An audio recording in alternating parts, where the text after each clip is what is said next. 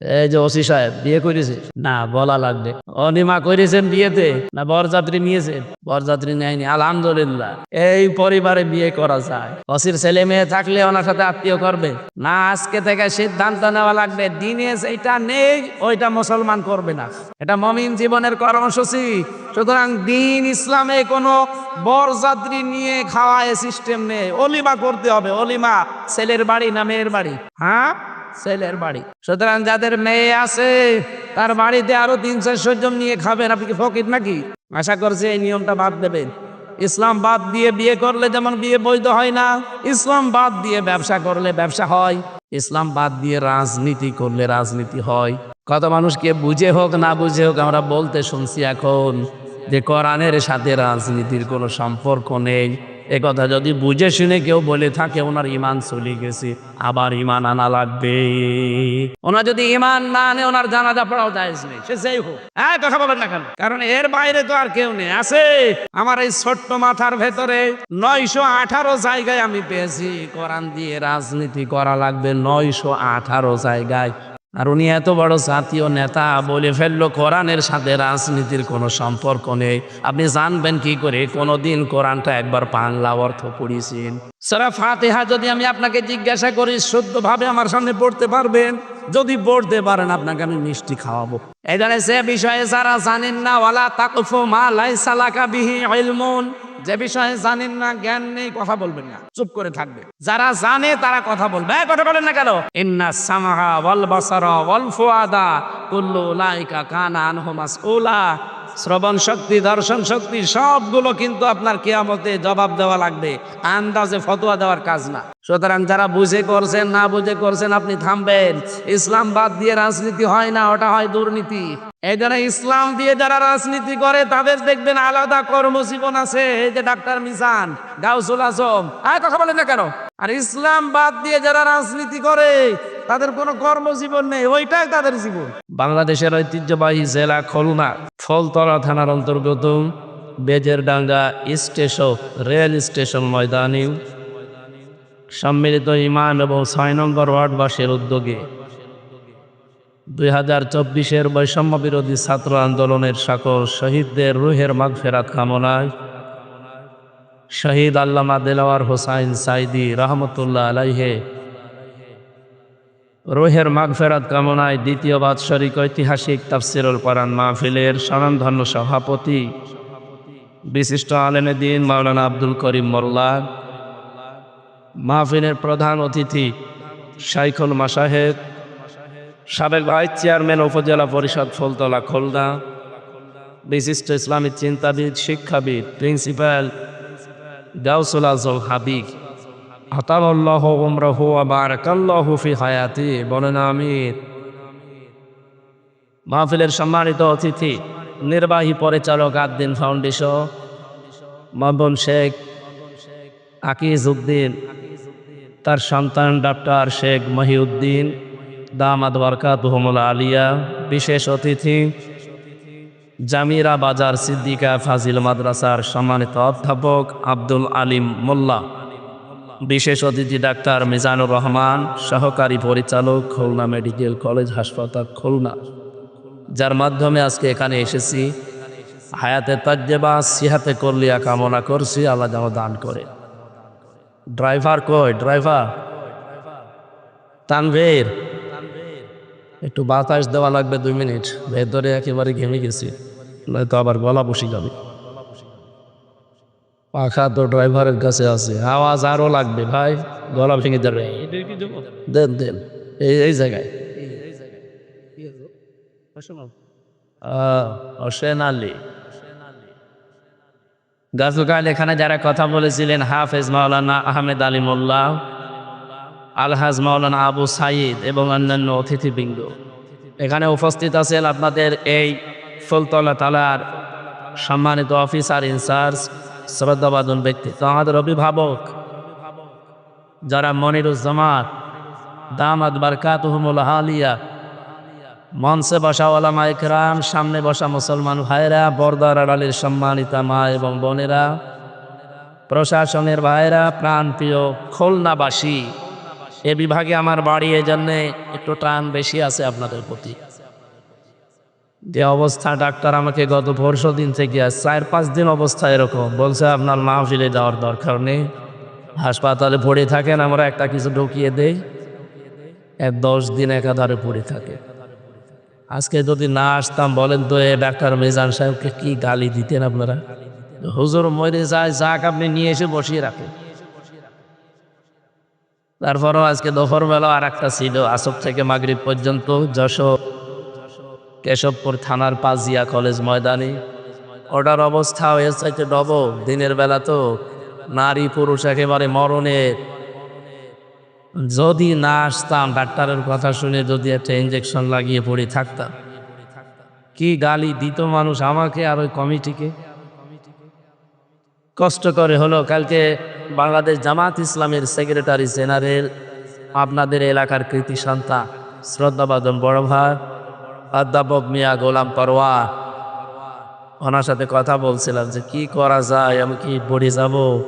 না, আমার মাহফিলটা যাওয়া লাগিলে আমি কাউসুল হক সাহেবকে বলেছি, আমি যেতে পারছি না, উনি থাকবে অবশ্যই, আমার যাওয়া লাগবে। আমি আসছি অনেক দূর থেকে, এই জন্যে আমার শরীরও কভার করছে না, বারবার জ্বর আসে যায় আসে যায়। এমন পাওয়ারওয়ালা বড়ি দিয়েছে, ঔষধ দিয়েছে, গা এখন ঘেমে মনে হচ্ছে একটু পাতলা হয়ে যাচ্ছে, কারণ ঘেমের জন্য ওর গা বসে যায় না। এটা বাতাস দিচ্ছে নাকি রৌশনের সাথে মতো লাগছে। হ্যাঁ ড্রাইভার কোথায়? ড্রাইভার কি মরে গেল নাকি? বললাম যে আসেন একটু, 2 মিনিট বাতাস দেওয়া লাগবে। এটা দিয়ে হবে না ভাই।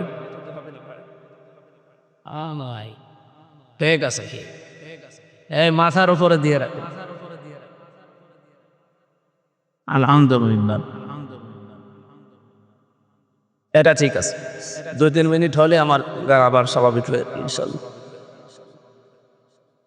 দল মত নির্বিশেষে পাড়ালের এই অনুষ্ঠানে যারা এই রাতের বেলা আসলে খুশি হয়ে বলেন আলহামদুলিল্লাহ।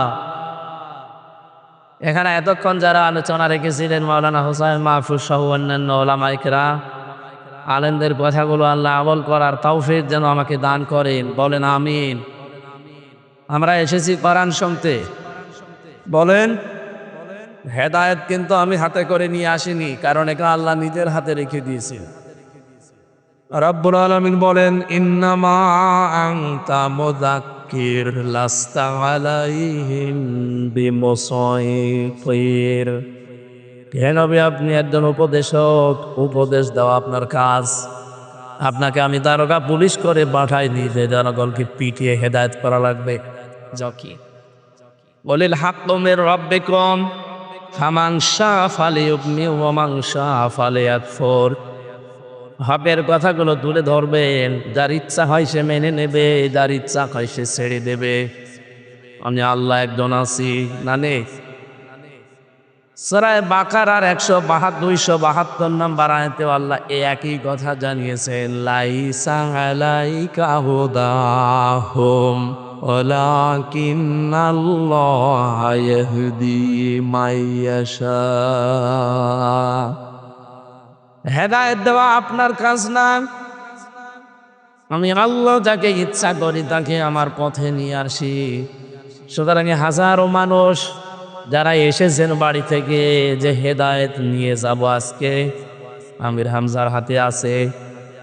বলেন বলেন, দাদার যদি মন থাকে, আমার আল্লাহ আশা করা যায় আপনাকে হেদায়েত দিয়ে এখান থেকে বাড়ি নিয়ে যাবেন। কোরআনে কারীম সূরা ফুরকান 70 নম্বর আয়াতে আমরা পেয়েছি, ইল্লা মারতাবা ওয়া আমানা ওয়া আমিলা আমালান সলিহা ফাউলাইকা ইউবাদদিলুল্লাহু সাইয়্যাতিহিম হাসানাত ওয়া কানা আল্লাহু গফুরার রহিমা। বলেন আল্লাহু আকবার। খুব ভালো করে শুনবেন, আল্লাহ পাক বলেন যারা এ নিয়ত নিয়ে বাড়ি থেকে আসে যে আজকে তওবা করে ভালো হয়ে যাব, এই নিয়ত আমাদের রাখেন। যারা এই নিয়ত নিয়ে বাড়ি থেকে বের হয়েছিলেন যে আল্লাহ আজকে যাচ্ছি বেজের ডাঙ্গা রেল স্টেশন ময়দানে কোরআনের তাফসীর শোনার জন্য, আজকে আমি ভালো হয়ে যাব, এই নিয়ত যাদের ছিল রাব্বুল আলামিন বলেন আমানা ওয়া আমিলা আমালান সালিহা। দ্বিতীয় নম্বর দ্বারা এই নিয়ত নিয়েছিল যে যা সম্পদ তার উপরে আমরা বিশ্বাস করব আর ভালো ভালো কাজ দুনিয়ায় যা আছে এগুলোতে আমরা আঞ্জাম দেব। এই মানুষগুলোর জন্য আমি আল্লাহ একটা বিষয় লুকিয়ে রেখেছি, এই জন্য আল্লাহ এদের মাঝে উলাইকা দিয়েছেন এসমে ইশারা। এটা রাব্বুল আলামিন বলেন ফাউলাইকা, এই যে বেজলডাঙ্গা রেল স্টেশন ময়দানে যে মানুষগুলো বসে আছে, এই মানুষগুলো কি? এই মানুষগুলো কি? আল্লাহ পাক বলেন এই মানুষগুলো কি জানো? ফাউলাইকা ইউবাদদিলুল্লাহু সাইয়্যাতিহিম হাসানাত।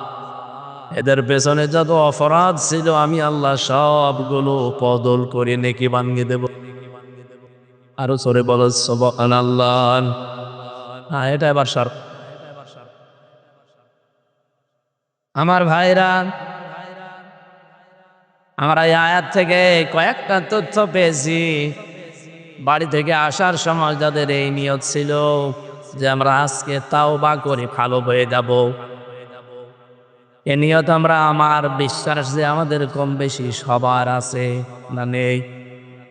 সবার আমাদের আশা আছে আমরা আজকে তাওবা করতে ভালো হয়ে যাব।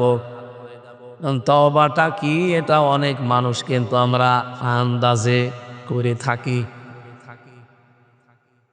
বাস্তব সত্য কথা বলছি, জেলখানায় 3টা বছর ছিলাম আমি। এনার মতো এক ওসিও ছিল আমার সাথে জেলে। উনি একদিন এসে ফাঁসির ওই কন্ডেম সেলের ভেতরে দেখা করলো। আমার বলছে হুজুর আমি একটা তাওবা করেছি, আমার তাওবা কত দূর হয়েছে আপনি দেখেন। ঠিক আছে।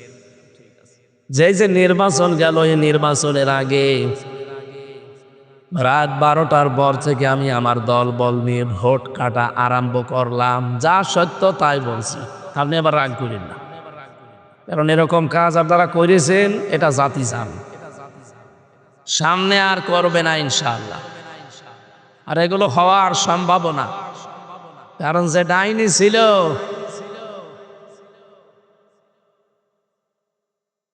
হজরের আজান দিলে আমরা কাজ শেষ করলাম, কমপ্লিট করে বাক্সগুলো পাঠিয়ে দিলাম।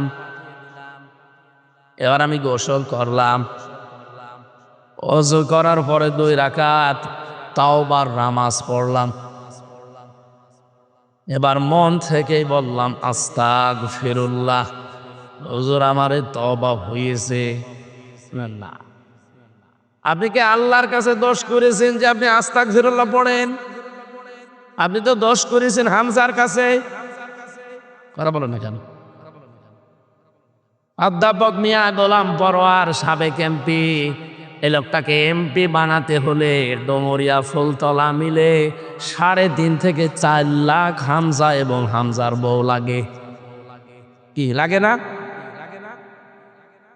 এই কথাগুলো বুঝবেন, থাকবেন পরে দিয়ে। তাই বলে আমি বলছি না যে 2 আসনের ভেতরে 2 থানায় যা আছে সব আমার বউ না। তার মানে আমার মতো হামজা আপনারা আর আপনাদের স্ত্রী সব মিলে 3.5 থেকে 4 লাখ আছে আমরা জানি। এই 4 লক্ষ মানুষের কাছে আপনি দোষ করলেন, অপরাধ করলেন, যদি মাপ পেতে চান এদের কাছে গিয়ে আপনি স্বীকার করেন যে আমার ভুল হয়ে গেছে। ওরা যদি বলে হ্যাঁ ওরা মাফ করতে পারি, প্রত্যেকে আমরা 2টা করে লাত্তি দেব, তাই খাবেন, কোনো অসুবিধা নেই। কারণ আপনাকে তো মাপ পাওয়া লাগবে। একটা জালেমাকে টিকিয়ে রাখতে গিয়ে আপনারা কত নিচে নেমেছেন। আমার বয়স এখন 33 বছর।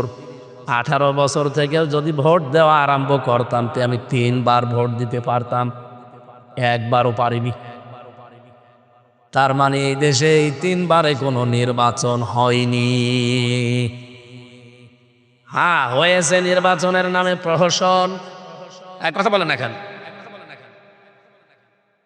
এই জন্য এই 15.5 বছরে যারা এমপি, মন্ত্রী, উপজেলা চেয়ারম্যান, মেয়র এগুলো যারা হয়েছিলেন নির্বাচনের নামে ধোঁকাবাজি করে, এরকম পোস্টারে যদি আপনারা দেখেন যে সাবেক এমপি জায়েজ নেই, আপনি এতটুকু লিখতে পারেন যে সাবেক চোর।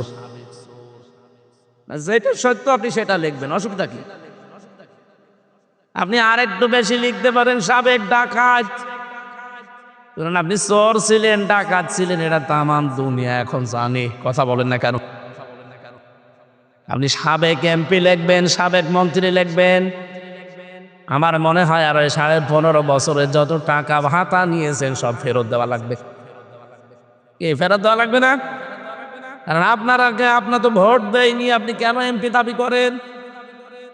আমি নিজেরটাই তো বলছি, কার কাছে শুনি না, আমি নিজেই তো দিতে পারিনি।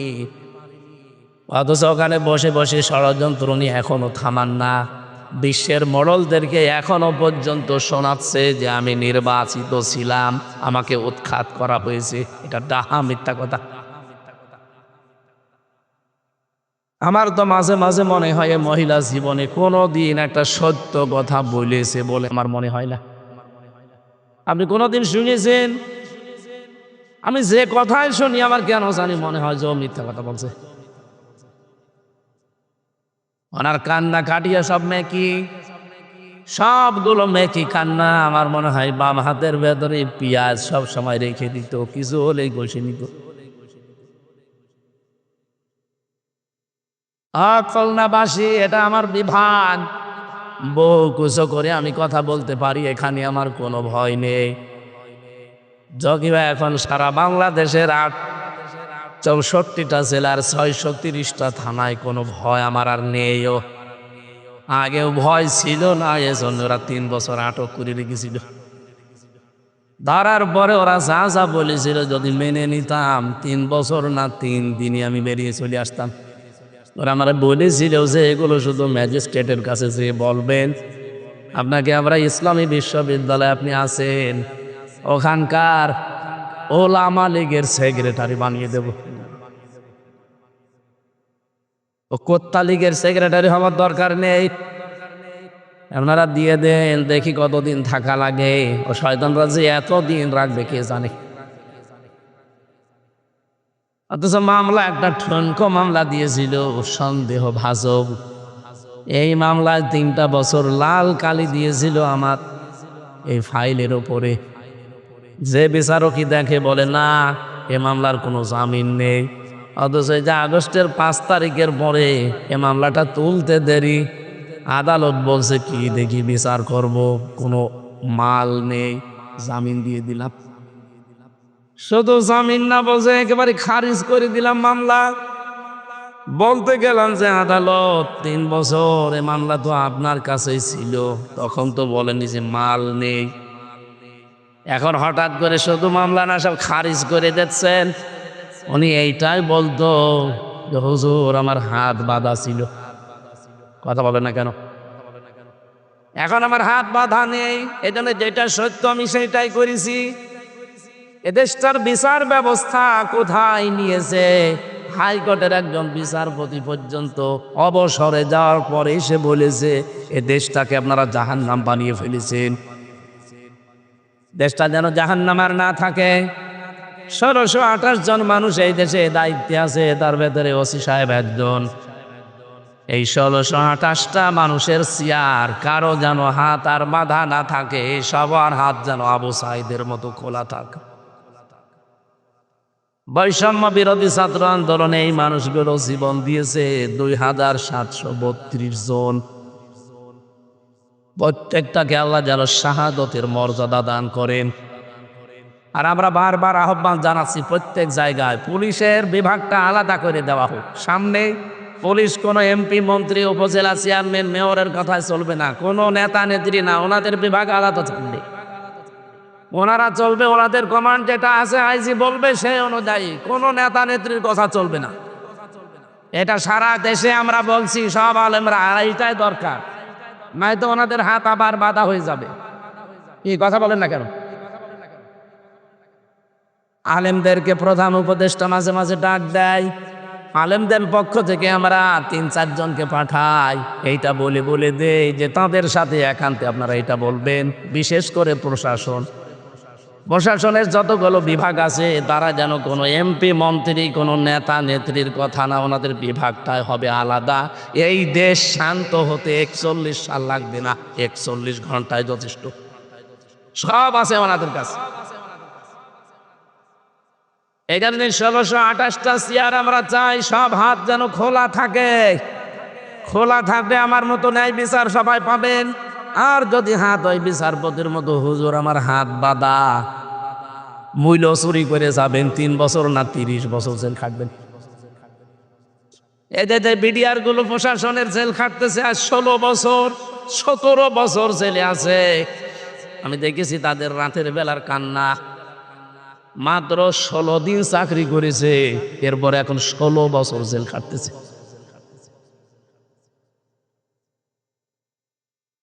আমি পঞ্চগড়ের এক মুরব্বী পেয়েছিলাম, মাত্র আর 1 মাস তার চাকরির মেয়াদ ছিল, অথচ 17 বছর তার জেল খাটা শেষ।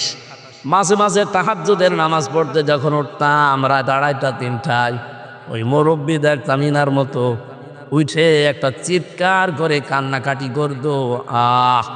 আমার মনে হয় তার শব্দটা আরো সে গিয়ে ধাক্কা দিল। এ জালেমের চেয়ারের পেছনে কত মানুষের রক্ত, কত মানুষের চোখের পানি, হাজারি, কত মানুষের আর্তনাদ। বিশেষ করে আয়না ঘরটা, আমি তো ওই মিনিটায় ছিলাম 10 দিন, আমি টের পেয়েছি। বড়টাই তো আরো গুরুত্বপূর্ণ, ভয়াবহ। ছোটটায় যদি আজাবরা দিতে পারে, বড়টাই কি দিত। মুফতি ফখরুল সাহেব আমার সাথে ছিল, আমি মাঝে মাঝে দেখতাম, আমাকে উনি শোনাতেন, ভাই আপনার সাথে কি করেছে আমরা জানি না, তবে আমারে নিয়ে ওরা হাতে এই পায়ের ভেতর দিয়ে হাত দিত, সামনে লোহার ব্যারিকেড আছে, ওর সাথে হাতে হ্যান্ডকাপ লাগিয়ে রাখ। আরে 2 মিনিট 5 মিনিট 2 ঘন্টা না, 24 ঘন্টা, বছরের পর বছর। 2 মিনিট সময় দিত টয়লেট করার জন্যে। সকালে কয়েকটা পচা ছোলা দিত, দুপুরে 1 মুঠ ভাত দিত, তাও মনে হচ্ছে কেউ মাখিয়ে দিয়েছে। এই কঠিন পরিস্থিতি 1 দিন 2 দিন 5 দিন না, 3 বছর একাধারে তার জীবন থেকে গেছে। মাঝে মাঝে দেখতাম ফাঁসির ওই কন্ডেম ছেলে, এমনিতে জায়গা কম, এদিকে 3.5 হাত আর এদিকে 2.5 হাত, মাঝখানে আবার টয়লেট দেওয়া। এতটুকু জায়গায় কাউকে 1 জন 2 জন করে দিত। আমার ঘরে দিয়েছিলে মাওলানাকে, মানে হাত পা ছেড়ে দিয়ে একেবারে ষাটপাট হয়ে শুয়ে আছে। আরে ভাই এভাবে থাকলে আমি করব কি? মানে তখন বলতো, হামজা ভাই এই যে শুয়ে থাকা কত বড় নিয়ামত আমি জানি। 24টা ঘন্টা এভাবে আমি বসে থাকতাম। আর জালেমরা বলে যে আমরা কি করেছি। আরে ভাই আমি নিজে ভিকটিম, আমি তো হালকা পাতলা টের পেয়েছি, তাও তো আমার সাথে সেরকম কিছুই করে নাই, শুধু টাঙিয়ে রেখেছিল। আপনার খুলনার ফুলতরার পাশে কোন জায়গার একটা অফিসার ছিল, শেখ ইমরান, তার বাবা নাকি শুনলাম চেয়ারম্যান ছিল সাবেক। 2 জনে এখন আল্লাহর রাস্তায় চলে গেছে। কোথায় আছেন আপনারা আমরা জানি না। আমি মালয়েশিয়া সেদিন গিয়ে দেখি যে হোটেলে উঠি, শয়তান 2টা নিচে বসে চা খাচ্ছে। এগো এখানে বেগম পাড়া বানিয়েছেন কানাডায়, সাহেব পাড়া বানিয়েছেন মালয়েশিয়ায়। সাহেব পাড়ায় থাকবেন না, বুঝো হুজুর ওখানে থেকে মায়ের খাবো। এদেশেও বাংলার জনগণ আছে, যদি দেখে সাহেব পাড়ার ঘরে আসি পিটিয়ে ভর্তা বানিয়ে ফেলবে। এখানে আপনি আসলেন কি করে? বলছে আমরা আগে একটু হালকা ট্রান্স পেয়েছিলাম, এটা না আগেই পালিয়েছি। বৈষম্য বিরোধী ছাত্র আন্দোলনে যে ভাই বোনগুলো জীবন দিয়েছে, এ বাংলাদেশের অনেকে এখনো তাদের শহীদের স্বীকৃতি দিতে রাজি না। 7 প্রকার মানুষকে নবীজি নিজে স্বীকৃতি দিয়েছে যে তারা শহীদ। 2 পাশে 2 জন আলেম বসে আছে। কেউ যদি পানিতে ডুবে মারা যায় সে শহীদ হবে, হবে না? কোন মানুষ যদি গাড়িতে চাপা পড়ে মরে যায় সে শহীদ হবে। কেউ যদি আগুনে পুড়ে মারা যায় সে শহীদ হবে। কেউ যদি দেওয়াল চাপা পড়ে মারা যায় সে শহীদ হবে। কেউ যদি সাপে কেটে মারা যায় সে শহীদ হবে। তো এভাবে সবার সামনে উন্মুক্ত দিয়ে গেল। আরে ভাই, তার কি আমার মতো জানের মায়া ছিল না? কি বলেন? আমি নিজে গিয়েছিলাম রংপুরে আবু সাইদের বাড়িতে। কত মার্জিত সন্তান ছিল ওই বাবার, আমাকে হাত ধরে ধরে অনেক কথা শোনাচ্ছিল, তার জীবনের গল্পগুলো। ছেলে এই হবে এই হবে, কত আশা নিয়ে ছেলেকে, এত গরিব মানুষ। আরে ভাই, জীবনের মায়া নেই কার? প্রতিটি মাসিবের ভেতরে তার জীবনের মায়া আছে। একটা ছেলে একেবারে জীবনটা এভাবে উন্মুক্ত করে দাঁড়িয়ে আছে, হাতে নিয়ে জীবন অত সহজ? আপনি একটু জানতো দেখি। এখানে শহীদ এই শব্দটা আমি খুব গুরুত্ব নিয়ে বলি সব সময়। শহীদ যারা হয়েছে তাদেরকে কেউ যদি বলে না উনি শহীদ না, আপনি মুখ দিয়ে কথা বলতেও পারবেন না। এই বাংলাদেশে আজ পর্যন্ত আপনি দেখেছেন শহীদ জিয়া, শহীদ শেখ মুজিব কেউ বলে না? আমি আজও শুনিনি। কিন্তু জিয়ার নাম শুনলেই মানুষ আগে একটা শব্দ জুড়ে দেয়, শহীদ জিয়া। কারণ শহীদ হওয়ার জন্য যে সমস্ত কাজ গার্বলগুলো করা লাগে, তার অনেক কাজ তার জীবনে আমরা পেয়েছি। আরাফাতের ময়দানের পাশে মসজিদের নামিরা আছে, সেখানে যে দেখি আমি 16 সালে একবার খুতবা শুনছিলাম। কাবার ইমাম খুতবা দিতে গিয়ে বাংলাদেশের সাবেক প্রেসিডেন্ট শহীদ জিয়াউর রহমান তার জান্নাতের মাকাম কামনা করছিলেন খুতবার ভেতরে। আপনি জায়গাটা চেনেন, আরাফাতের ময়দান। উনি আরবিতে যে কথাগুলো বলছিলেন তার বাংলা সামারাইজ এইটা।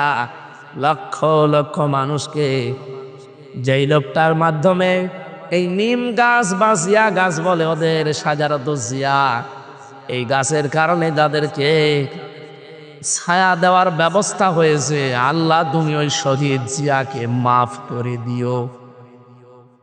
আরাফাতের ময়দানের দোয়া কবুল হয়, এটা নবীজির হাদিস। কত লক্ষ লক্ষ হাজিরা, শুধু বাংলাদেশ না সারা বিশ্ব থেকে যে ওই জায়গায় হাজির হওয়া লাগে। আমি নিজেও ওখানে হাজির ছিলাম ওই গাছের নিচে। ইমাম সাহেব দোয়া করছে খুতবার ভেতরে আমাদের এই শহীদ জিয়ার নামে। অথচ আমি আজ পর্যন্ত পৃথিবীর কোনো জায়গায় শহীদ শেখ মুজিব শুনি তো নাই। দোয়ারও করলে অনেকে দেখি উল্টা দোয়া করে। হ্যাঁ, আমি গোপালগঞ্জের এক হুজুরের দোয়া শুনছিলাম ইউটিউবে। তিনি বলছে, আল্লাহ বঙ্গবন্ধুকে তুমি জাহান্নামের সর্বনিম্ন স্তরে দিও, জায়গা পথ পাঠিয়ে দিও। জায়গা আসলে ওইটাই। এদেশে স্বৈরাচার হওয়ার জন্য যারা প্রথম ভূমিকা পালন করেছে, এই দেশে ওনাকে দিয়ে শুরু। এই যে রক্ষী বাহিনী, লাল বাহিনী, নীল বাহিনী, এগুলো কোথা থেকে? ওনার জামানা থেকে। কথা বলছেন এখন। সর্বশেষ ওনার মেয়ে দিয়ে শেষ হয়ে গেল। এই বাংলায় আর কোনোদিন কোনো স্বৈরাচার তৈরি হবে না ইনশাআল্লাহ। তৈরি যেন হতে না পারে সেই ব্যবস্থা করা লাগবে। কথা বলেন। এদেশের 300 জন এমপি, তারা যেন প্রত্যেকে আল্লাহর কোরআনে কারীম বুকে নিয়ে সংসদে যেতে পারে, সেই ব্যবস্থা আমাদের করা লাগবে। এটা যদি আপনার কাছে রাজনীতি মনে হয়, হ্যাঁ এইটাই আমার রাজনীতি। কারণ এইটা যতদিন সংসদে না যাবে, অন্তত 300 এমপির ভেতরে 151 জন এদেশ থেকে একটা অন্যায় ওয়াজ করে আপনি বন্ধ করতে পারবেন। আমির জামাত ডক্টর শফিকুর রহমান হাফিজাহুল্লাহ ঘোষণা দিয়েছেন অলরেডি, এই দেশে যদি কোরআন সংসদে যায় 56,000 বর্গ মাইলে সাদাবাজ এই শব্দটা থাকবে না। এ শব্দ দেশে আছে না? পুলিশ হয়রান হয়ে যায় এদের ধরার জন্য। ওদের ডিউটির ভেতরে মনে হয় 24 ঘন্টা ডিউটির 8 ঘন্টায় কাটে শয়তানদের পেছনে। ওই সময়টা জনগণের পেছনে তারা দিতে পারবে। সত্যি কথা বলছি, যদি কোরআন সংসদে যায় এবার, সর্বপ্রথম এদেশ থেকে সাদাবাজি ঝাড়িয়ে বিদায় করা হবে।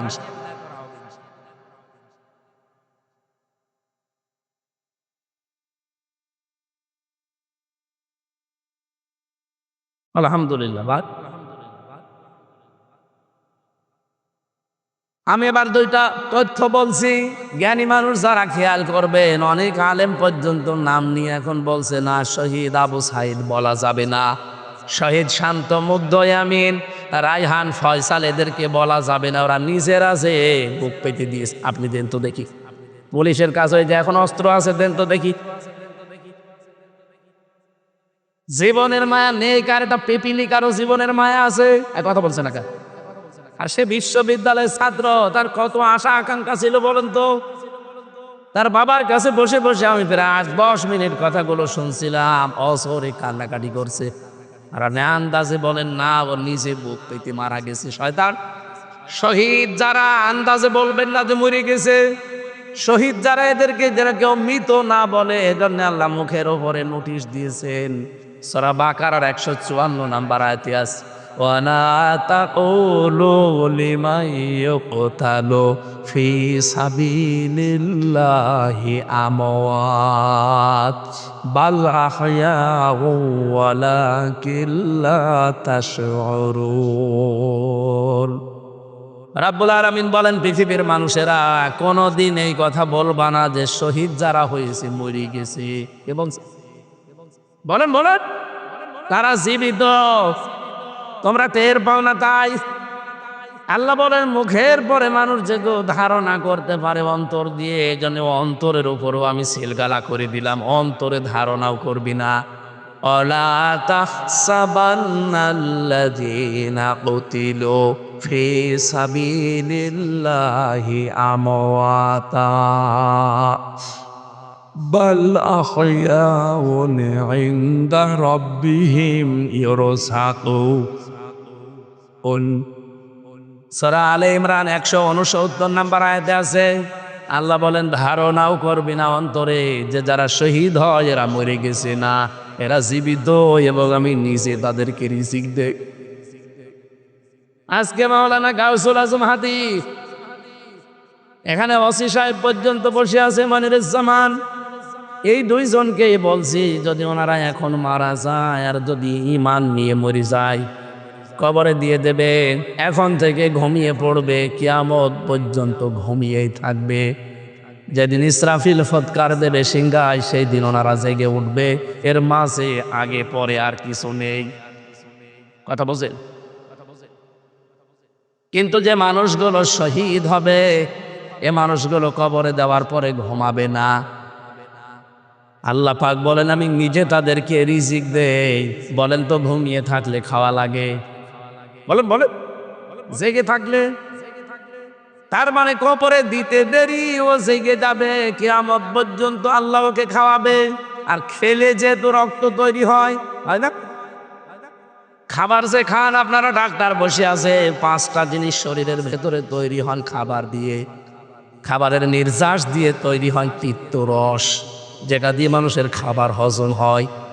2 নম্বরে খাবার দিয়ে তৈরি হয় রক্ত।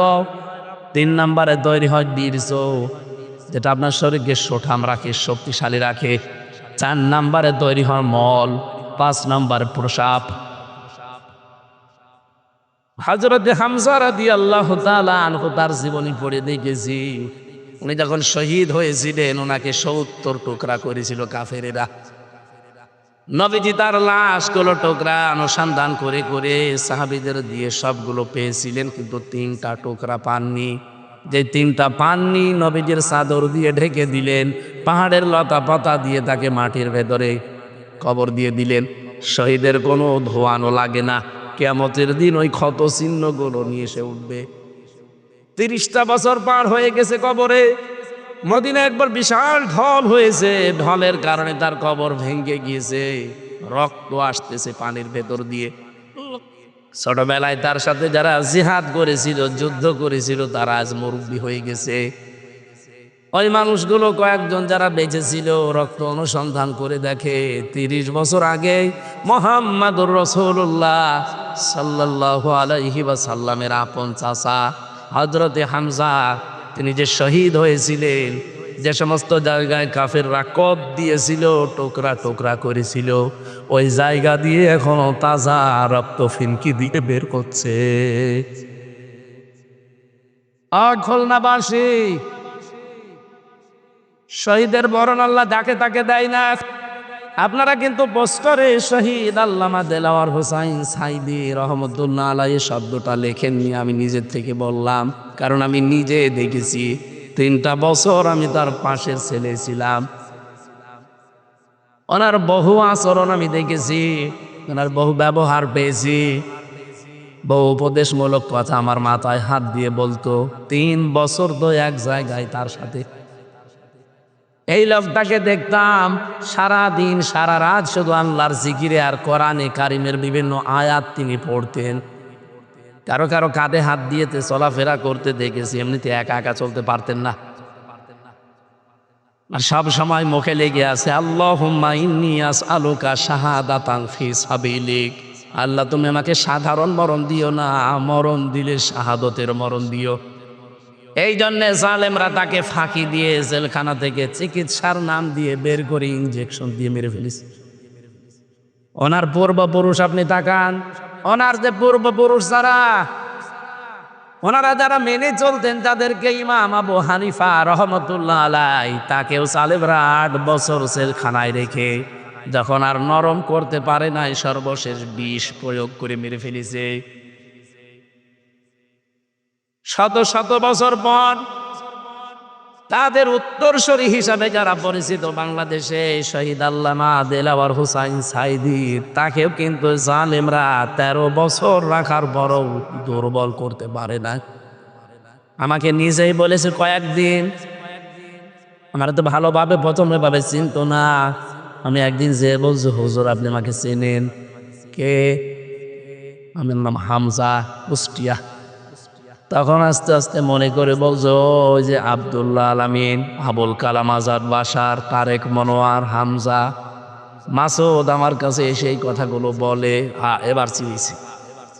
তখন আস্তে আস্তে পরিচিত হয়ে কথাগুলো শুনতাম, দেখেছিলাম উনি মাঝে মাঝেই বলতেও হামজা, ওরা কিন্তু মাঝে মাঝে আমার অফার দিত, জেলখানার ভেতরে গোয়েন্দা পাঠিয়ে দিত।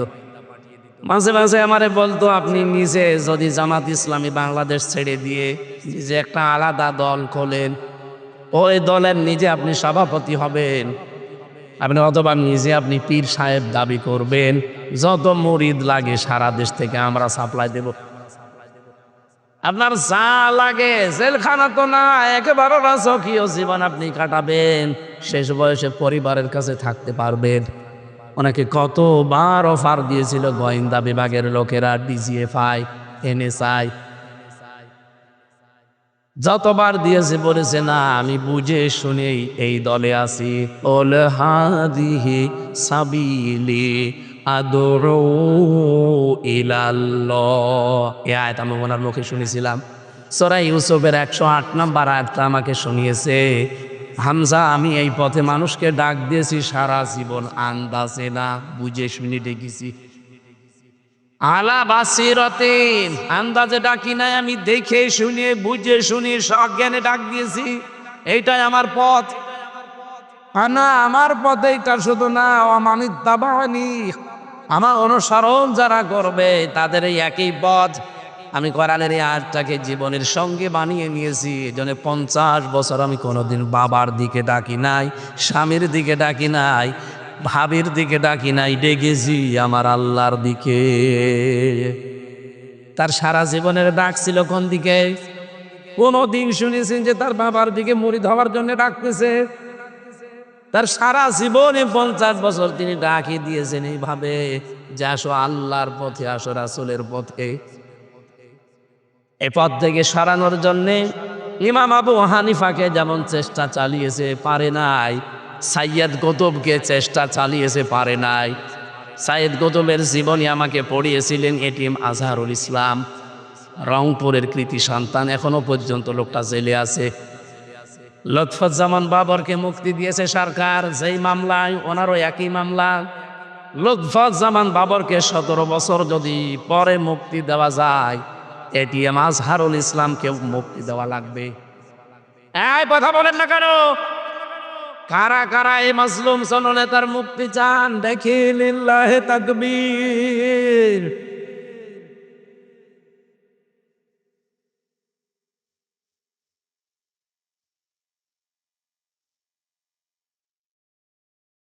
না কিচ্ছু লাগবে না।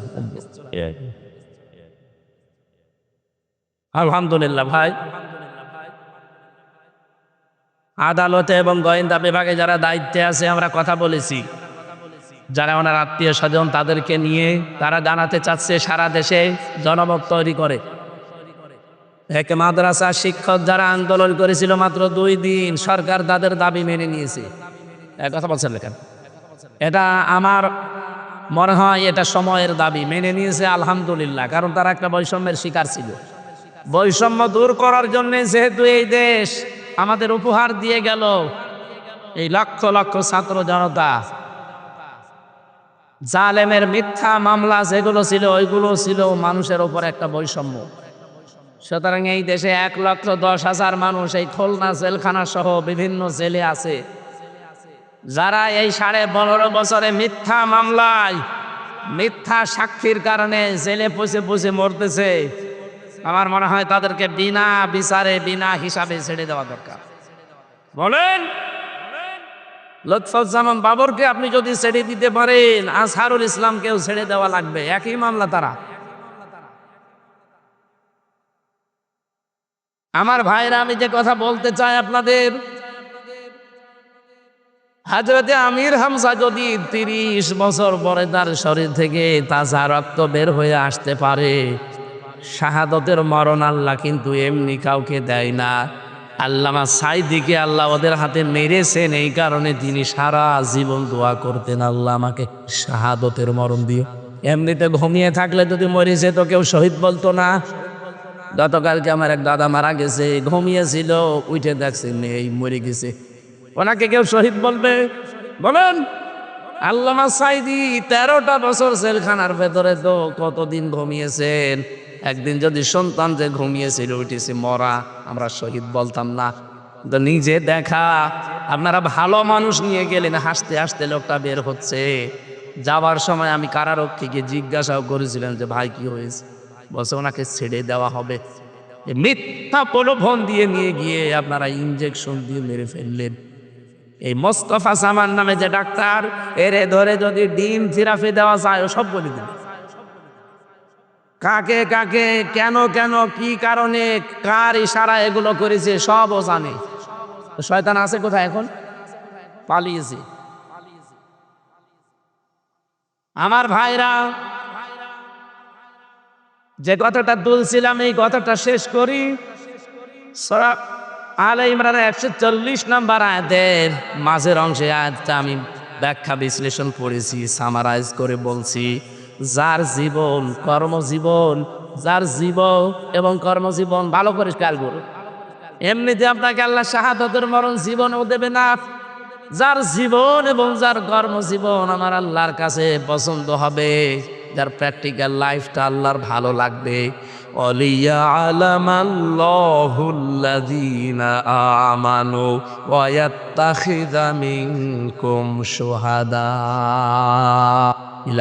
আয়াত, তোমাদের ভেতরে যারা ঈমান আনে এবং ঈমানের দাবি অনুযায়ী যে মানুষগুলো আল্লাহর পছন্দ হয়, ওদেরকে আল্লাহ সাধারণভাবে মরণ দেয় না, মরণ দেয় শাহাদতের মরণ। শাহাদতের মরণে পিপিলিকার চাইতেও, পিপিলিকা কামড় দিলে যে কষ্ট তার চাইতেও কম কষ্ট হয়। এটা নবীজির হাদিস। বিশ্ব নবীর জীবনে শাহাদতের মরণ, আপনি তাকান, নবীজিকেও কিন্তু আজরাইল এসে জান কবজ করেছিল। প্রতিটি জীবন কবজ করতে যে কষ্টটা হয় নবীজি পর্যন্ত এটা পেয়েছিলেন। খালি হাত রেখেছিল আজরাইল, নবীজি বললেন কি করো, বলে হাত রেখেছি, তাড়াতাড়ি তোলো, মনে হচ্ছে উহুদ পাহাড় আমার বুকের ওপরে রেখেছো। আজরাইলের সবাই বলেছে হে রাসূল, আমি জানি আল্লাহর পরে আপনার স্থান, আমি খুব সতর্কতার সাথে আসানে শুধু আমার হাতটা রেখেছি, ভরও দেইনি। নবীজি বলেন আজরাইল, এইটাই যদি তোমার শুধু হাত রাখা হয় যে তোমার কষ্ট কোনটা? বলেন তো, এত বড় মানুষের জীবন কবজ করতে তারপরও নবীজির শরীরে আমার মতো হামজার মতো 100 হামজার শক্তি তার শরীরে ছিল। বলেন, নবীজি বলেন তোমাদের মতো সাধারণ মানুষের 100 মানুষের শক্তি আমার শরীরে আল্লাহ দিয়েছেন। এত বড় শক্তিশালী মহান মানুষের যদি মরণের যন্ত্রণা টের পায় তিনি, অথচ শহীদ যারা হবে পিপিলিকায় কামড় দিলে যেরকম লাগে অতটুকু দেশে আল্লাহর জান্নাতে পৌঁছিয়ে যাবে। শহীদ আব্দুল কাদের মোল্লা এই লোকটার যেদিন ফাঁসি দেবে রোজা রেখেছিলেন তিনি, ওই দিন মাগরিবের পরে পরেই তার স্ত্রী আর সন্তানাদি দেখা করতে গেছে শেষ বিদায়ের জন্যে। যে দেখুন চা আর বিস্কিট ভিজিয়ে খাচ্ছে, জিজ্ঞাসা করে কি গো এখন অবেলায় বিস্কিট চা খাও? আদর করে স্ত্রীকে ডাকতো পিয়ারি বলে, পিয়ারি। পিয়ারিকে ডাক দিয়ে বলেছে দেখো আমি রোজা ছিলাম, আমি শুনেছি আজকে রাত 10টায় একে আমার ফাঁসি। এখন তো 7টা কত বাজে, মাত্র আর 3 ঘন্টা আছে। আমি রোজা রেখেছিলাম, খাবার দাবার শেষ করে শেষ খাওয়ায় চা আর বিস্কিটটা খেয়ে নিলাম। কিছুক্ষণ পরেই তো আবার আল্লাহর সাথে আমার সাক্ষাৎ হবে। তোমাকে আদেশ দিয়ে গেলাম সন্তানাদি যেগুলো আল্লাহ দিয়েছে এগুলো ঠিক আল্লাহর রাস্তায় টিকিয়ে রাখবার। ওই কথা বলেই উনি চলে এসেছিলেন। সাজগোজ করে যখন যাচ্ছিল কারারক্ষী, ওইটা আমার দায়িত্বে ছিল কুতুবউদ্দিন। ও আমারে নিজে বলেছে, আমি ওই দিন দেখলাম মনে হচ্ছে লোকটা শ্বশুর বাড়ি যাচ্ছে। আমি ওনারে বলেছি আপনি প্রস্তুতি নেন, বলছে আমি রেডি আছি। তার মানে ওনার সব কমপ্লিট। অবশ্যই আমার আল্লাহ ফেরেশতাদের মাধ্যমে তার কানের কাছে কিছু শুনিয়েছিলেন, নয়তো এই বয়সে এরকম প্রস্তুতি নেওয়া মাত্র 3 ঘন্টা। রব্বুল আলামিন বলেন ইন্নাল্লাযীনা ক্বালু রাব্বুনাল্লাহু সুম্মা ইসতাকামু তাতানাজ্জালু আলাইহিমুল মালাইকা। অবশ্যই তারা এই কথা বলতে পারবে দুনিয়াতে যে আমাদের রব আল্লাহ, শুধু বলেই শেষ করে দেবে না, টিকে থাকবে। বাংলাদেশে বহু মানুষ আমাদের রব আল্লাহ এ কথা বলার পরে আর টিকে থাকতে পারে নাই, তারা এখন মুনাফিক হয়ে গেছে। এই কথা বলেন না কেন? আপনি মাওলানা ফরিদ উদ্দিন মাসুদের নাম শোনেননি? ও তো বলতো রব আমার আল্লাহ, কিন্তু টিকে থাকতে পারে নাই। বাতাস একটু আসলে ইমান হারিয়ে ফেলেছে, জালেমদের 5 আটা গোলামি করেছে এই সারা জীবন। এখন মানুষের ভেতরে আল্লাহ ওর প্রতি একটা ঘৃণা তৈরি করে দিয়েছে। মাওলানা সাইদি ইন্তেকাল করেছে, শহীদ হয়েছে, তার নাম শুনলে মানুষ এখন দোয়া করে। আরো লোকটা জীবিত আছে, পরে মনে হয় মানুষ দেশে পেলে কুকুরের মতো পিটাবে। বাস্তবতা বোঝা লাগবে। আল্লাহকে রব বললে শুধু হবে না, টিকে থাকা লাগবে। এই 15.5 বছরে বহু মানুষকে আমরা দেখেছি টিকে থাকতে পারে নাই, কিন্তু যারা টিকে ছিল আল্লাহ বলেন তাতানাজ্জালু আলাইহিমুল মালাইকা, এদের বিপদে আপদে আমি আল্লাহ ফেরেশতা নাজিল করে সাহায্য করেছি। তাতানাজ্জালু এটা মজারে বর্তমান ভবিষ্যৎ, প্রেজেন্ট ফিউচার, শুধু এখন না, কিয়ামত পর্যন্ত আয়াতটা থাকবে। বলেন বলেন। মালা কন্যা দিয়ে মালাইকা বহু বচন দিয়েছেন। ফেরেশতারা এসে কি করবে জানো? আল্লাহ তাখাফু ওয়ালা তাহজানু। ফেরেশতারা মরণের সময় পর্যন্ত এসে বলবে কোনো ভয় নেই, কোনো চিন্তা নেই। আপনার ছেলে মেয়ে নিয়ে, বউ নিয়ে, চাকরি বাকরি নিয়ে, দলের লোক নিয়ে চিন্তা হয়, কোনো টেনশন করবেন না, ওদের সব দায়িত্ব আল্লাহ নিজেই তুলে নিয়েছে। এই কথা যখন কানের কাছে এসে ফেরেশতারা বলে তখন লোকটা সাহস পায়, তখন তিনি তৃপ্তির হাসি দেয়। 2 নম্বরের ব্যাখ্যা হচ্ছে সামনে ফেরেশতারা আয়াতটা তুলে ধরে ওয়া আবশিরু বিল জান্নাহ, ওই যে জান্নাত দেখা যাচ্ছে ওইটা সুসংবাদ দেওয়ার জন্য আমরা এসেছি। আল্লাহর কসম, শহীদ মীর কাশেম আলী, শহীদ আব্দুল কাদের মোল্লা, এই 2 জনের ব্যাপারে আমি নিজে দেখেছি, শুনেছি কারারক্ষীর কাছে, কারণ তারা আমার দায়িত্বে ছিল। ওরা যা বলেছে আমি আয়াতের সাথে মিলিয়ে দেখেছি। ফেরেশতারা অবশ্যই তাদের কানের কাছে এসে এই সংবাদগুলো শুনিয়েছে। এই জন্য 3 ঘন্টা পরে যার ফাঁসি সে হাসতেছে, মনের ভেতরে কোনো দুঃখ নেই, কোনো আফসোস নেই, চেহারার ভেতরে কোনো চিন্তার ছাপ নেই, কোনো দুঃখের ছাপ নেই। মনে হচ্ছে শ্বশুর বাড়ি যাওয়ার জন্য নতুন কাপড় পরে রেডি হয়ে গেছে। আরে ভাই, ফেরেশতারা কিছু যদি নাই বলবে, মুখে হাসি আসলো কোত্থেকে?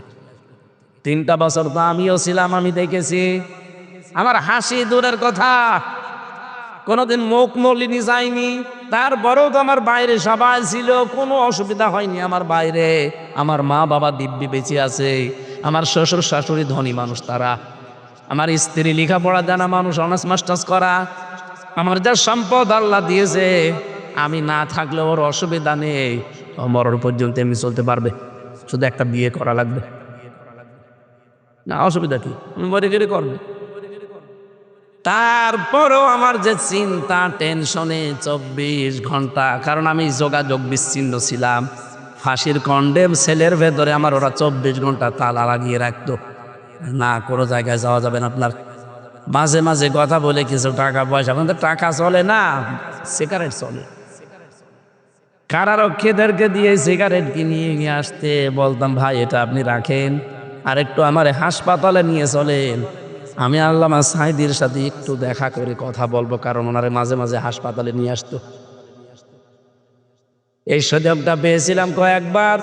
আর এটিএম আজহারুল ইসলামের সাথে তো আমি 3টা বছর প্রায় ছিলামই, ওনার সাথে প্রায় 200-300 দিন একাধারে কথা বলেছি। বাকি সময় দেখেছি আমার টেনশনই কাটে না, টেনশনই কাটে না। বাইরের কথা মনে উঠলে আমার কান্না লাগতো, যে কি গো, কোনোদিন মনে হয় আর বাইরে যেতে পারবো না। আর ওনাদের মাত্র 3 ঘন্টা বাকি আছে, হাসতেছে, কোনো চিহ্ন নেই, শরীরের ভেতরে কোনো ছাপ নেই। এমনি এমনি এগুলো হওয়ার কথা না, আর এটা বোঝানোর বিষয় না। অবশ্যই আমার আল্লাহ রব বলে টিকে থাকার কারণে ফেরেশতা পাঠিয়ে সুসংবাদ দিয়েছেন।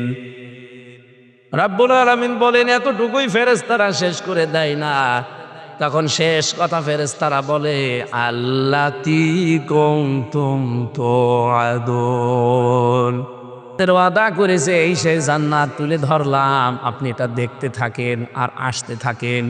লাহানু আউলিয়াউকুম ফিল হায়াতিদ দুনিয়া ওয়া ফিল আখিরাহ, দুনিয়ায় আপনাদের আমরা বন্ধু ছিলাম, কিয়ামতেও আপনাদের বন্ধু থাকবো। আবশিরু বিল জান্নাহ আল্লাতী কুনতুম তুআদুন ওয়ালাকুম ফিহা মা তাশতাহি আনফুসুকুম ওয়ালাকুম ফিহা মা তাদউন। এমন জান্নাতে আপনাদেরকে আমরা পৌঁছিয়ে দেওয়ার জন্য এসেছি, যে জান্নাতের ভেতরে চাওয়ার আগে জিনিস পাওয়া যায়। বলেন সুবহানাল্লাহ। নুজুলাম মিন গফুরির রহিম, দয়াময় আল্লাহর পক্ষ থেকে এটা একটা মেহমানদারি। আল্লাহ যেন এই মেহমান হিসাবে সবাইকে কবুল করেন, বলেন আমিন। সূরা বাকারার 278 নম্বর আয়াতটা আমরা পড়েছিলাম। আমি আবার বলছি, হেদায়েত আমি সাথে করে নিয়ে আসি নাই। যারা ভালো হওয়ার নিয়তে এসেছেন, মন যদি আপনার থাকে, আজকে মমিনের 7 দফা কর্মসূচি কোরআন থেকে শুনবেন, আশা করছি আপনি হেদায়েত পেয়ে যাবেন। কিন্তু মন যদি না থাকে, হামজানা কাবা শরীফের ইমামও যদি ডাক্তার মিজান সাহেব নিয়ে আসে, আপনার কিছুই হবে না। তার হেদায়েত কার হাতে বলেন তো? আপনার মন শুধু আল্লাহ দেখবে। আবু তালেবের মন ছিল না, এই জন্য আল্লাহ নবীর আপন চাচা হওয়ার পরও হেদায়েত দেয়নি। কথা বলেন এখানে। হযরতে বেলালের মন ছিল কোথায়? ইথিওপিয়া। সেখান থেকে আমার আল্লাহ তাকে হেদায়েত দিয়ে কালো মানুষটাকে একেবারে আলো বানিয়ে দিয়েছেন। হযরতে বেলালের সম্মান আল্লাহ এত বেশি দিয়েছেন, বিশ্বনবী বলে, আমি যখন মেরাজে গিয়েছি তখন আমার ভয় লাগছিল, হঠাৎ আমি বেলালের পায়ের আওয়াজ পেলাম, ভয়টা আমার দূর হয়ে গেল। দুনিয়াতে আসার পরে বেলালকে মাঝে মাঝে বলতাম, কি করো এত? বলে, হুজুর আমার তো সব আমল আপনার জানা, পার্সোনাল আমল এতটুকু আছে, আমি বিনা ওযুতে থাকি না পারতপক্ষে, আর মসজিদ দেখলে আমি দখলুল মসজিদের 2 রাকাত নামাজ পড়ি নেই। বিশ্ব নবী বলেন, বেলাল এই আমলটা ছাড়বা না। আমি জান্নাতে জাহান্নামে মিজান পুলসেরাতের আল্লাহর নিদর্শনগুলো দেখছিলাম। এমন একটা জায়গায় আমি গেছি যেখানে সিদরাতুল মুনতাহা বলা হয়। আমার ভয় লাগছিল, আশপাশে কেউ ছিল না, হঠাৎ দেখি তোমার পায়ের আওয়াজ পাওয়া যাচ্ছিল। তোমাকে আল্লাহ এমন জায়গায় পৌঁছিয়েছে কোনোদিন এই দুইটা আমল ছাড়বা না। বলেন সুবহানাল্লাহ। এজন্য হেদায়েত আমি হাতে করে নিয়ে আসতে পারি না, এটা আমার হাতে নেই। কার হাতে?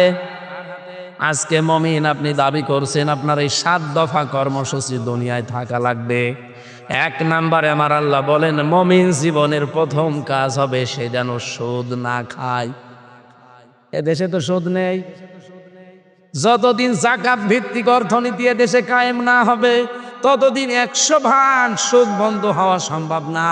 কিন্তু আমরা যারা মুমিন দাবি করছি, কোরআন কারীমের আয়াতে আল্লাহ জানিয়েছেন ইয়া আইয়ুহাল্লাযীনা আমানুত্তাকুল্লাহা ওয়া যারু মা বাকিয়া মিনার রিবা ইন কুনতুম মুমিনিন। যদি মুমিন দাবি করো ইমানদারেরা, আমাকে ভয় করো আর সুদের যত বকেয়া আছে সব ছেড়ে দাও। ফাইল্লাম তাফআলু ফাযানু বিহারবিম মিনাল্লাহি ওয়া রাসূলিহি। আমার এই ঘোষণা শোনার পরও যদি কেউ সুদ ছেড়ে না দেয়, আমি আল্লাহর ঘোষণা হচ্ছে সে যেন আমি আল্লাহর রাসূলের সাথে যুদ্ধ করার জন্য প্রস্তুতি নেয়। বলেন নাউযুবিল্লাহ। এলাকায় সুদ আছে কিনা আমার জানা নেই, তবে দেখি এই যে টাকা ছেড়ে রাখে, টাকা আসে 1000 টাকা দিলে 1200 টাকা করে দেয়, 200 টাকা বেশি দেয়। আছে? আপনি লজ্জা পাবেন না, রাগও করবেন না। সত্যি আল্লাহর দিকে তাকিয়ে বলেন তো কারা কারা এরকম টাকা ছেড়ে রেখেছেন, একটু হাত তোলেন তো। আলহামদুলিল্লাহ। না, মিথ্যা কথা বলা যাবে না ভাই।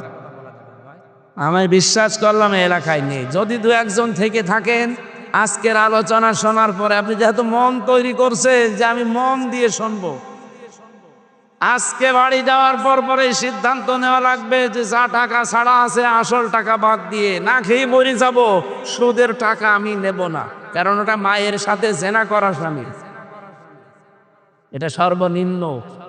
আর আল্লাহ রাসূলের সাথে যুদ্ধ করার শামিল। সুতরাং এত বড় গুনাহ করে আমি কোনোদিন সফল হওয়া সম্ভব না।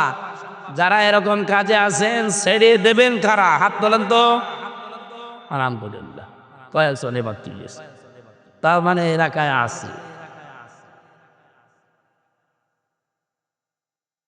ঠিক আছে, আপনারা যেহেতু সিদ্ধান্ত নিয়েই ফেলেছেন যে ছেড়ে দেবেন, যারা হাত তোলেননি ঠিক আছে, আপনার ছাড়ার দরকার নেই, যান।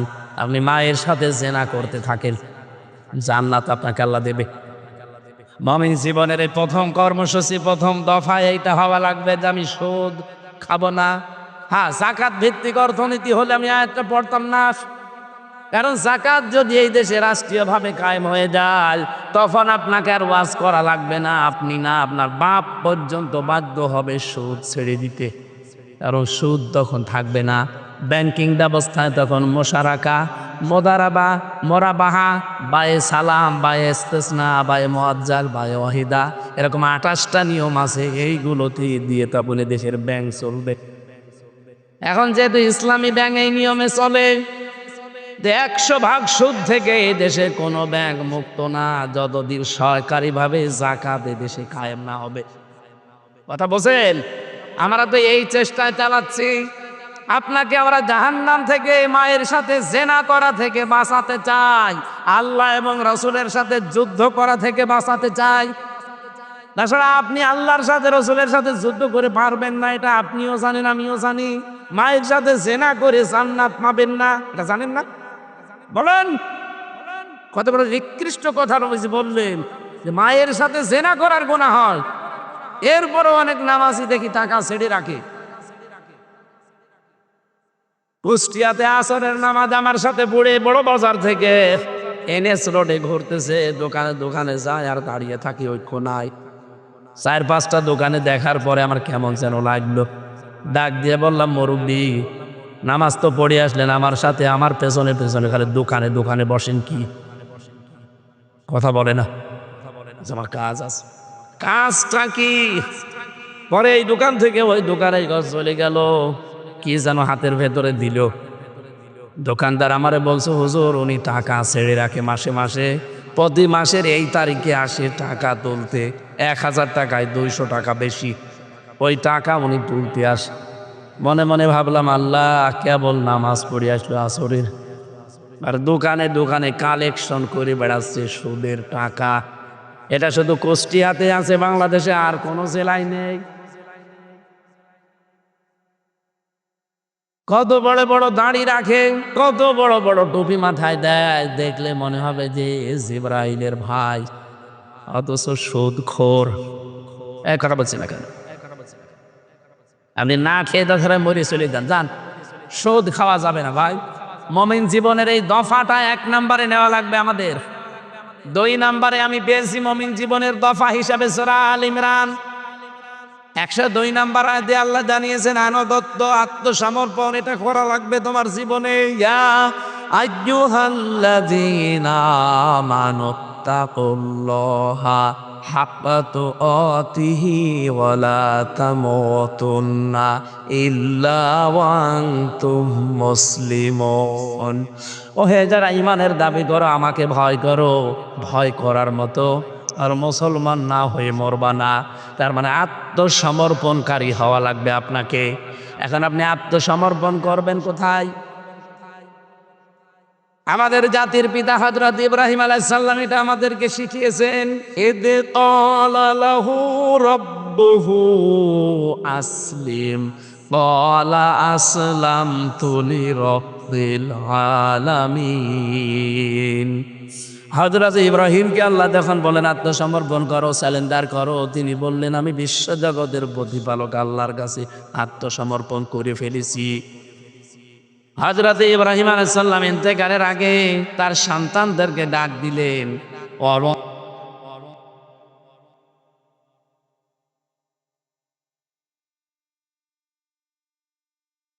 ইয়া বানিয়া ইন্নাল্লাহা আসতাফা লাকুমুদ-দীনা ফালা তামুতুন্না ইল্লা ওয়া আনতুম মুসলিমুন। এই এদিকে তাকা, গুরুত্বপূর্ণ এখানে কথা আছে। এটাই হযরত ইব্রাহিম এবং ইয়াকুব এই 2 জন নবী ইন্তেকালের আগে তার সন্তানদেরকে ডাক দিয়ে বলেছিলেন, হে আমার কলিজার টুকরা সন্তানেরা, অবশ্যই আল্লাহ তোমাদের জন্য মনোনীত করেছেন একটা দিন।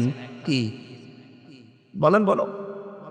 এই দিন মানে রাতের পরে যেই দিন, ওই দিন না, একটা দিন তোমাদের জন্য আল্লাহ মনোনীত করেছেন। সেই দিনের নাম হচ্ছে ইসলাম।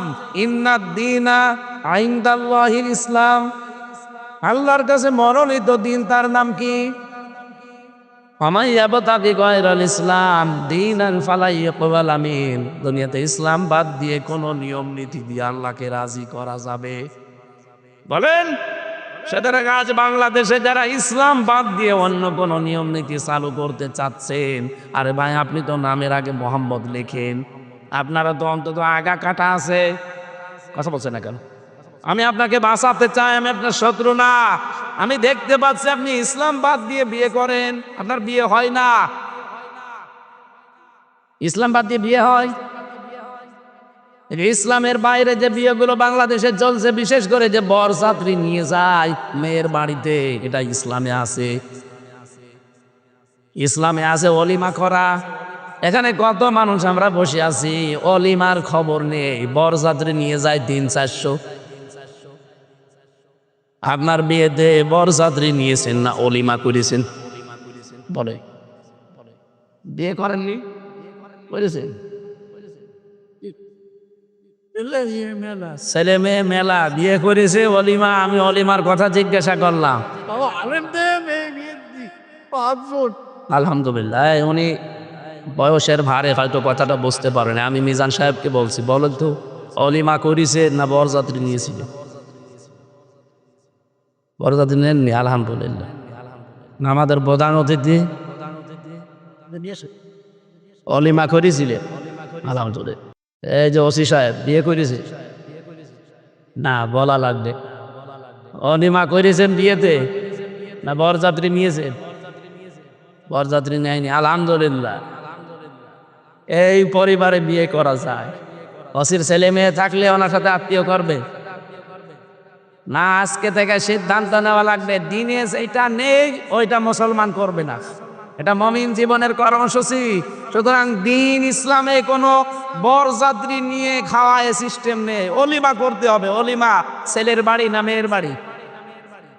হ্যাঁ, ছেলের বাড়ি। সুতরাং যাদের মেয়ে আছে তার বাড়িতে আরো 300-400 জন নিয়ে খাবেন। আপনি কি ফকির নাকি?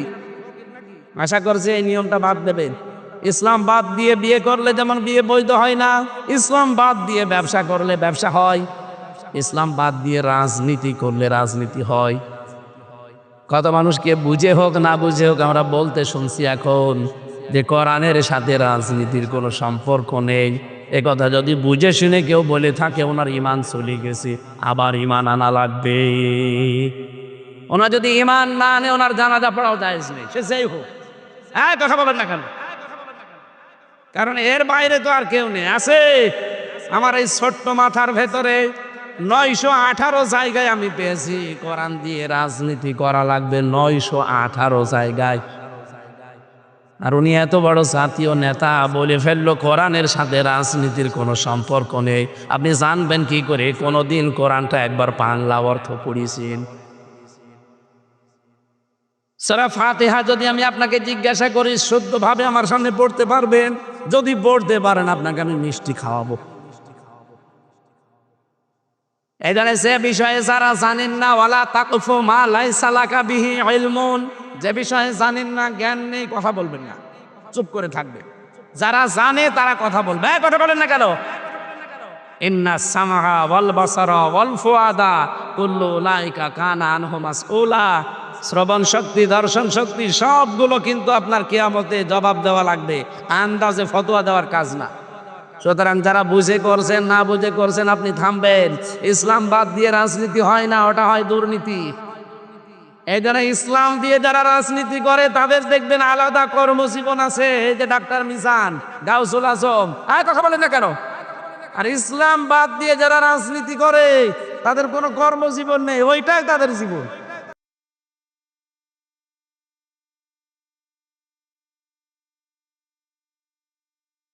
আলহামদুলিল্লাহ, কথাগুলো আমার মনে হয় আপনারা বুঝেছেন। আমি তৃপ্তি পেয়েছি, আলহামদুলিল্লাহ। এটা মেনে চলার তৌফিক দিন। বাংলাদেশে যারা আলাদা কর্মজীবন আছে, রাজনীতি করে, তাদের পেছনে থাকবেন। কোনো কর্মজীবন নেই, শুধু রাজনীতি, এইটাই তার নীতি। মনে করবেন ওই নীতিতে সে 2-5 বছর পরে 2 বিঘা জমির মালিক ছিল, 10 বিঘা জমির মালিক হয়ে গেল বুঝলি। কারণ ওর তো আর কোনো কর্মজীবন নেই। ওসি সাহেবের কর্মজীবন আছে, উনি যদি রাজনীতি করে করবে। আপনার কোনো কর্মজীবন নেই, শুধু আপনার জীবনই রাজনীতি। ওটা আপনার রাজনীতি না, ওটা হবে শেষে দুর্নীতি। কথা বলেন ঠিক কিনা? এই জন্য দিন বাদ দিয়ে এটা মনোনীত। আমাদের জাতির পিতা তার সন্তানকে বলছে, ইন্নাল্লাহ হাসতাফা লাকুমুদ্দিন, তোমাদের জন্য আল্লাহ একটা দিন মনোনীত করেছেন, তার নাম ইসলাম। এটা বাদ দিয়ে কিচ্ছু করবা না। আলা তামুতুন্না, মরবা না, ইল্লা ওয়া আনতুম মুসলিমুন, যতক্ষণ মুসলমান না হতে পারো। এই জন্য মুমিন জীবনের দ্বিতীয় দফা এইটা, যে আত্মসমর্পণকারী আল্লাহ এবং রসুলের সামনে, এইটা হয়ে মরা লাগবে। 3 নম্বরে সূরা মায়েদার 35 নম্বর আয়াতে আমি পেয়েছি মুমিনের জীবনের আসল কর্মসূচি এইটা। এটা তার 3 নাম্বার দফায় থাকতে হবে। ইয়া আইয়ুহাল্লাযীনা আমানুত্তাকুল্লাহা ওয়াবতাগু ইলাইহিল ওয়াসিলা ওয়াজাহিদু ফি সাবিলিহি লাআল্লাকুম তুফলিহুন। ওকে যারা ইমানের দাবি করো, আমাকে ভয় করো, আর আমি আল্লাহ পর্যন্ত পৌঁছাতে একটা ওসিলা তালাশ করো। আজ বাংলাদেশে বহু ভণ্ডরাই ওসিলা মানে পীর ধরা বোঝায়। আসলে যত তাফসীর আছে বাংলাদেশে, ওসিলার 3টা ব্যাখ্যা আমি পেয়েছি।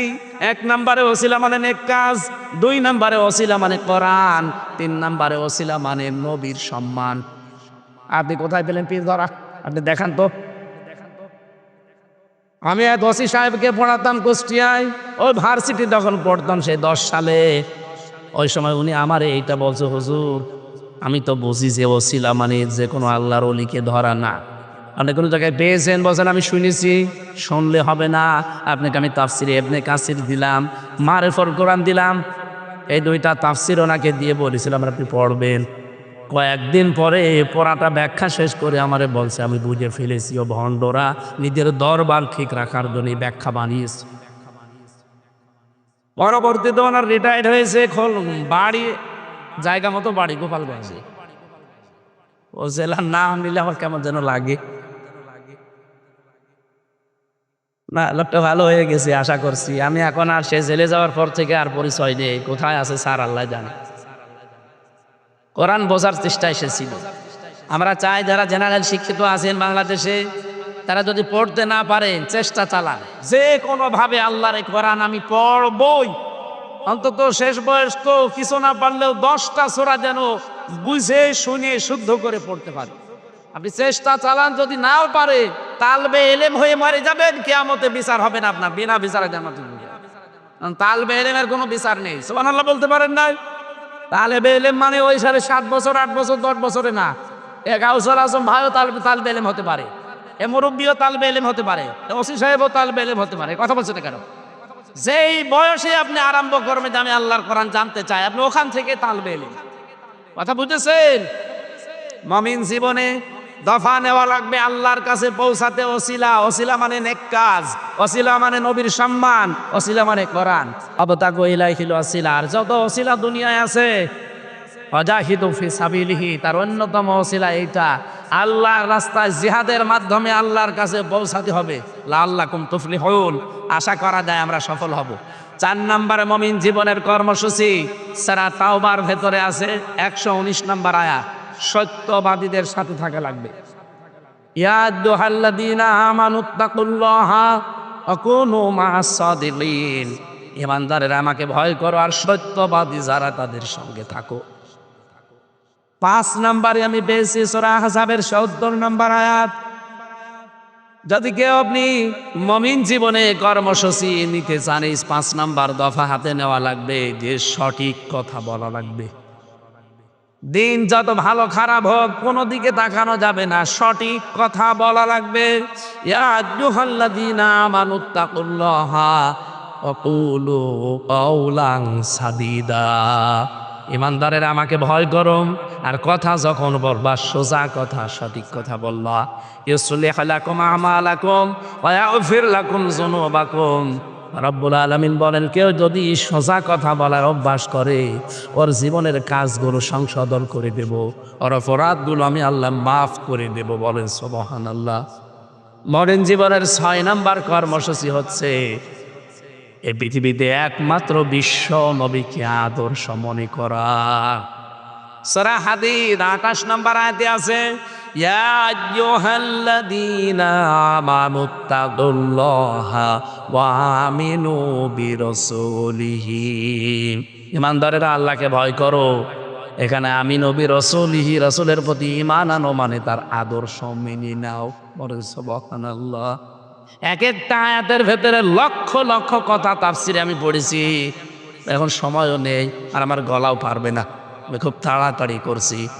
7 নম্বরের দফা মুমিন জীবনের সূরা হাশরের 18 নম্বর আয়াতে আল্লাহ দিয়েছেন, ইয়া আইয়ুহাল্লাযীনা আমানুত্তাকুল্লাহা ওয়াল তানজুর নাফসুম মা কদ্দামাত লিগাদ ওয়াত্তাকুল্লাহা ইন্নাল্লাহা খাবীরুম বিমা তা'মালুন।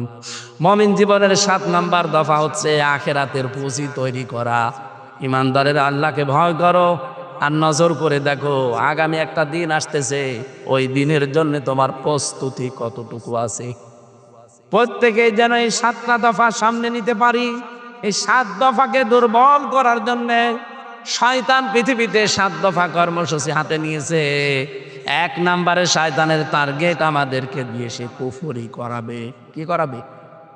যদি না পারে, এটা ফেল হয়, তাহলে 2 নাম্বার তার কর্মসূচি আমাদেরকে নিয়ে বেদাত করাবে। এটাতেও যদি না পারে, 3 নাম্বারে সে আমাদের দিয়ে কবিরা গুনাহ করাবে। এটাও যদি না পারে, 4 নাম্বারে আমাদের এমন এমন কাজে আঞ্জাম দেওয়া হবে যে সমস্ত কাজ কারবার করলে পৃথিবীতে অভাব অনটন চলে আসে। কারণ মানুষ যখন অভাবে পড়ে যায় তখন আকাশের চাঁদও তার কাছে রুটির মতো মনে হয়। এই জন্য 6 নম্বরে 5 নম্বরে পেয়েছি অধিক ভালো কাজ সে বাদ দিয়ে দেবে। কাজ আপনি করছেন, এই যে আমি ব্যবসা করি, একটা কাজ করি, দোকানদারি করি, কাজ করি, কিন্তু হঠাৎ নামাজের সময় এসে গেল, শয়তান হয়তো ধোঁকা দিয়েছে কোনো কায়দায়, বলবে তুই তো কাছে আছিস। নামাজও একটা আল্লাহর কাজ, এ কর্মজীবনও আল্লাহর কাজ, কাজ দুইটাই না? কথা বলে না কারণ আমি যে দোকানদারি করছি 8 ঘন্টায় কিন্তু এবাদত, নামাজ পড়াও। ও আমাকে এইটার ভেতরে নিমজ্জিত রেখে আল্লাহর বিধানটা থেকে দূরে সরিয়ে রাখবে, এটা তার টার্গেট, এটা ওর দফার ভেতরে আছে। এর ভেতরে বেশি 6 নাম্বার, তুলনামূলকভাবে ভালো কাজগুলো বাদ দিয়ে কম সওয়াবের কাজে আপনাকে এই দুনিয়ায় নিমজ্জিত করে রাখবে।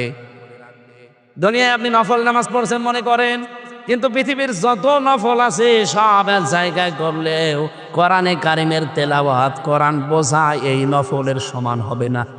এটাকে থেকে আপনাকে দূরে সরিয়ে রাখবে। এই 7টা কর্মসূচিও হাতে নিয়েছে ওই 7টা বিষয়কে দুর্বল করার জন্যে। দল মত নির্বিশেষে যারা আমরা এসেছি, মমিন জীবনের এই 7টা কর্মসূচি আমি আগামীতে কোনো জায়গায় আসলে আরো ব্যাখ্যা করব।